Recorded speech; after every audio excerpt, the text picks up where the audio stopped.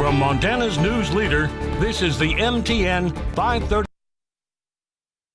A Billings man tonight makes an appearance on the History Channel. Find out the nuts and bolts behind assembly required. What if you go to Mexico and get sick? Are you prepared for that? The questions, the concerns, and the steps you should take if you choose to board a flight during spring break. And a monumental day for Billings and the state as a Colorado-based medical school announces plans to move into Montana. Good evening, everyone. Thanks for joining us on your Tuesday. I'm Jeanelle Slade. Well, Rocky Vista University plans to build a 135,000 square foot medical school on Billings West End. Q2's Andrea Lutz has the details on what prospective students can expect. This 12-acre parcel will serve as the footprint for Montana's first medical school, as Rocky Vista University announces it's coming to Billings. The proposed 4-year privately funded medical school will offer students a Doctor of Osteopathic Medicine degree, and after accreditation, could break ground in May. There's 4 states in the United States that does not have its own medical school. That's Alaska, Wyoming, Montana, and Delaware. And we want to support and help the same mission, which is producing more physicians for this region. Officials with RVU say Montana was a natural fit because of an already qualified healthcare system. There may only be 100,000 people that live here, but this wonderful healthcare system you've developed, this medical mile, serves over 600,000 people throughout the region. What it's missing is a medical school. And the potential economic impact is huge, set to bring in millions of dollars to the community, along with over 300 jobs. Think of the world-class healthcare and investment that's already been made in our community from Billings Clinic and St. Vincent Healthcare and Riverstone Health and others. Marrying that investment that is foundational to our economy and the work that we already do, and was foundational to how we have been responding to the pandemic. And the medical school will use the partnership of Billings Clinic, St. Vincent Healthcare, and Riverstone Health to further engage students in their studies. Rocky Vista University was founded in 2006, and Montana will be its 3rd state behind Colorado and Utah. In Billings, Andrea Lutz, MTN News. All right, thanks so much, Andrea. Now, the group hopes to be accredited by this April. And if you are wondering the difference between an MD and a DO, a Doctor of Osteopathic Medicine, which is trained there at the school, the short answer, an MD is a traditional medical degree, whereas a DO takes a holistic mind-body-spirit approach to care. In the U.S., the same licensing boards give licenses to both types of doctors, and they must meet the same standards for practicing medicine. Well, a bill that seeks to delay the start of Montana's recreational marijuana program for 1 year is working its way through the legislature. The owners of a medical marijuana dispensary here in Billings say they stand to lose millions if that delay goes through. Q2's Mitch Laggy reports. In November last year, Montana voters passed initiatives to bring recreational marijuana to the state in a program that was supposed to begin in January 2022. A bill introduced to the state legislature last week by Republican State Representative Bill Mercer of Billings seeks to delay the start of the program by 1 year, citing the need for more time to implement the recreational program that needs 100 employees. If Montana's recreational marijuana program gets pushed back 1 year, the owners of Montana Advanced Caregivers, a medical dispensary in Billings, say that the state stands to lose millions of dollars in tax revenue. It would be foolish for the state to not make that investment now, before other people start supplying the people with this market that's been created. An economic study done by the University of Montana last year found the state could bring in $43 million in tax revenue in 2022 with recreational marijuana. And the state is already profiting off of pot through the medical marijuana program. Montana Advanced Caregivers have been supplying medical patients with marijuana products since 2008, and its owners hope to expand into the recreational market. We've made product and we're ramped up for it. We've built more facilities. We're creating more products as we speak. We're building more locations. We have 3 locations and we're building our fourth right now. When voters approved the recreational marijuana initiatives, it made the substance legal to possess in small amounts. Smith said delaying the licensure of recreational marijuana shops will just drive the market underground. In the state legislature this session, there have thus far been 8 bills introduced to amend the state's recreational marijuana laws in some way. Reporting in Billings, Mitch Schlage, MTN News. Thanks so much, Mitch. Now, House Bill 457 is scheduled for a hearing on Friday in the State House Business and Labor Committee.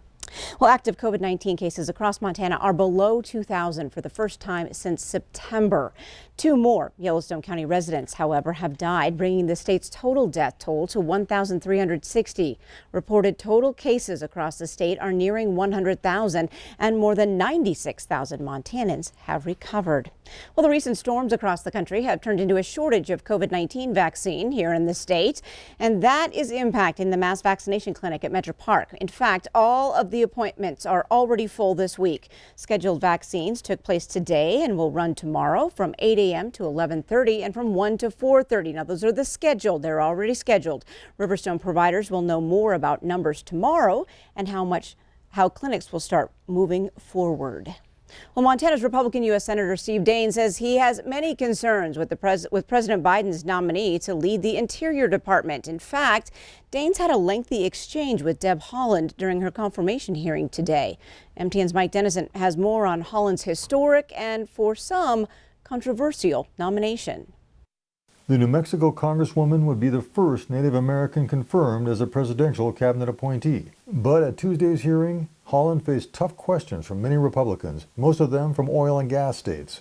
Wyoming Senator John Barrasso said the Biden administration is taking a sledgehammer to western states' economy by banning new oil and gas leasing on federal lands.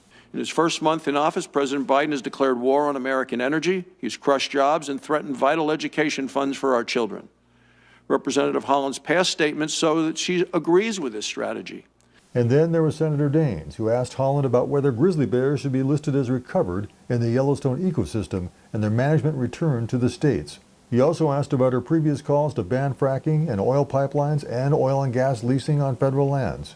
On November 19th, 2020, you said that if you had it your way, and I quote, you'd stop oil and gas leasing on public lands. As Secretary, you will get to have it your way. Will you recommend extending the leasing moratorium? And how do you justify this moratorium with the requirements of the federal law under the Mineral Leasing Act? Senator, it's my understanding that it is a pause on just new leases, not existing valid leases. And if I'm confirmed as Secretary, it is President Biden's agenda, not my own agenda, that I would be moving forward. Daines asked what Holland would say to eastern Montanans who've lost their job because of the cancellation of the Keystone XL pipeline. Holland said she will do everything she can to make Biden energy policies work for all Americans, and that she had faith that clean energy will create jobs too. But she also said in her opening statement that there is no question that fossil fuel energy will play a major role in America for years to come. Conservation, public lands, and Native American groups in Montana are strongly behind Holland's nomination. Taheen Perez of Western Native Voice, a group based in Billings, said Holland has a reputation of working across the aisle on many issues. We don't believe that she's a radical. We don't believe that she is a puppet for any sort of agenda with the Green New Deal. I think that she is her own independent, free-thinking person and has clearly voiced and expressed her desire to build consensus with all political players. Whatever happens to Holland's confirmation, it looks like fossil fuels versus clean energy will continue to be a divisive issue here in the West. Reporting from Helena, Mike Dennison, MTN News. Thanks, Mike. And Montana's lone congressman, Republican Matt Rosendale, is also giving a stiff critique of Holland. The freshman lawmaker sat down with Q2's Andrea Lutz last week and said his thoughts are purely about policy and are not personal. It is 100% a policy situation. And when we have someone who's going to have a lot of direct impact or control over the development of our natural resources, who has demonstrated that they support the new Green Deal and the not developing those resources, that is a major problem. Now, if she is confirmed, Holland will be the first Native American cabinet secretary in history. Well, it will mark 2 years come this June that drivers have enjoyed the new 10-mile stretch of U.S. Highway 212 between Rockville and Laurel. Well, now the Montana Department of Transportation is gearing up to work on another stretch. MDT plans to begin construction between Red Lodge and Roberts in 2022 and hopes to wrap up by the end of the 2023 construction season.